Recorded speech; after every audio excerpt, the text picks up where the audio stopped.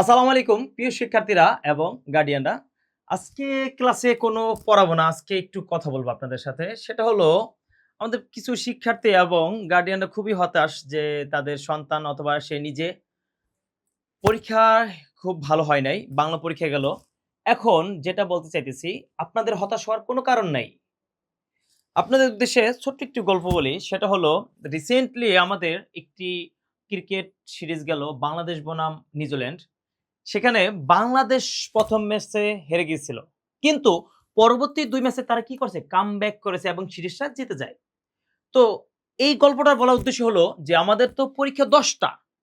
এই ১০ টা পরীক্ষার মধ্যে মাত্র ১ টা পরীক্ষা গেল। এই ১ টা পরীক্ষা খারাপ করার মাধ্যমে যদি আপনি হতাশ হয়ে যান, তাহলে তো আপনি বাকি কি করবেন? আপনার তো খেলা বাকি আছে এখন।